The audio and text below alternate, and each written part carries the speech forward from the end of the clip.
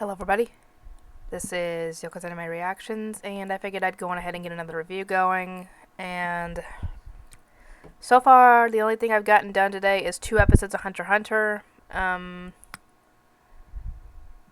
already gotten lunch started on cooking. I was going to boil some chicken and make some chicken enchiladas, or nachos, or whatever the heck I decide to make. So...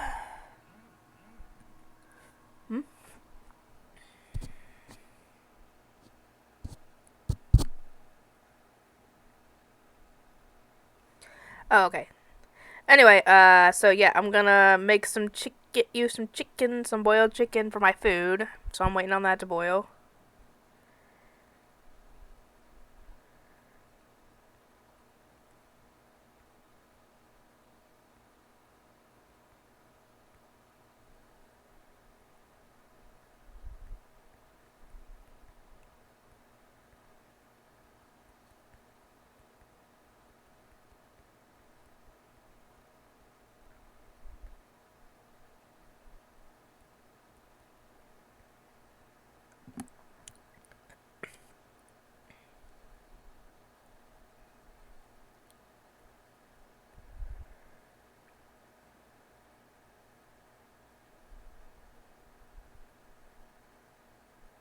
Dang it, did I pick the right...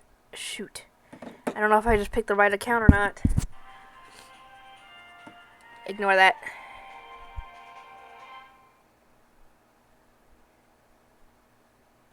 Anyway,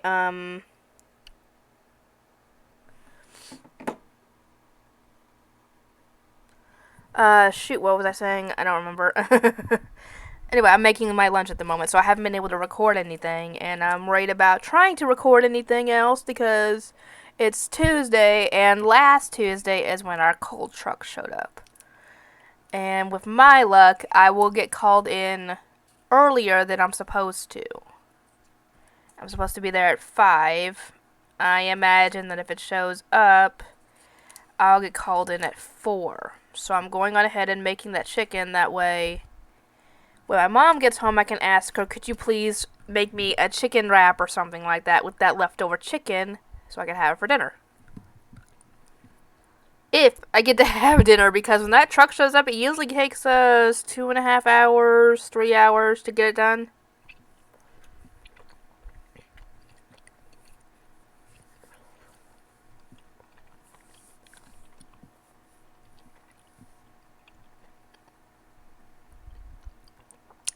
Anyway, but yeah, this is going to be my review for, episodes 2 and 3 of Akashic Records of Bastard Magic Instructor.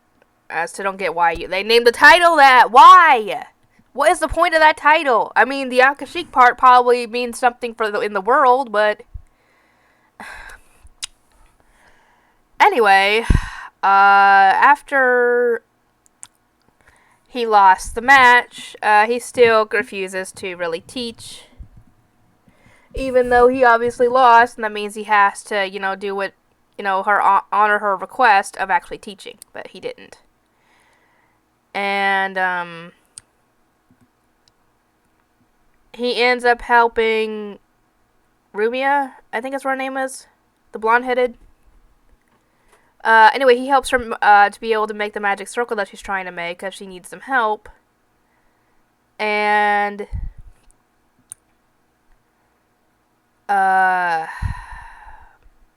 he actually ends up teaching them something that they had no idea about, because apparently, depending on how you say, the magic spell, or how many when you pause it and everything, and all that, the outcome could become different. You could even substitute words for it, because essentially the shock bolt spell, all he has to say is paralyze, and the spell works. So you could substitute words that essentially mean the same thing, and it would still work. So he actually ends up teaching them something invaluable, that you could be creative with how you do the spell, and it could still have the same outcome as the original incantation, or it could have a better outcome. So yeah, the funny thing is that once this happens, a bunch of the other students from the other classes start listening in on his classes. So, yeah, the room ends up being mostly full, which I find hilarious. And one of the teachers is not too happy about this. And it turns out that Romeo had been kidnapped at some point before she joined Sistine's family. And the person who saved her, I'm thinking it was him. I'm thinking it was him that saved her. To be completely honest, it looked like him.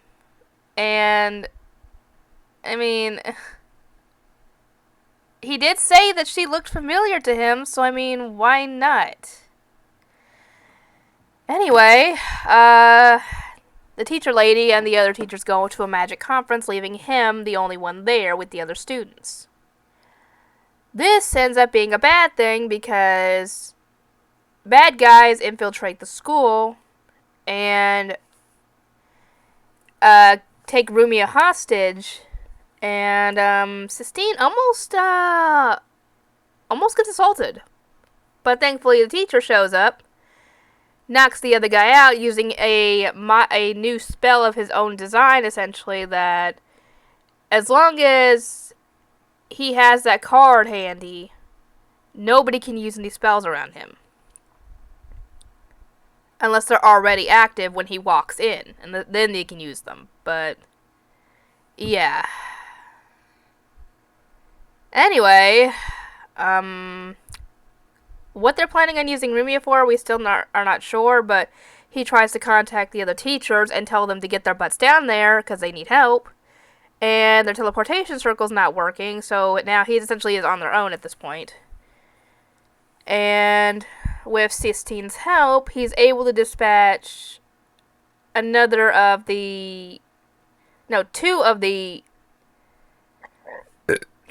more of the henchmen, though this ends up leaving him low on mana.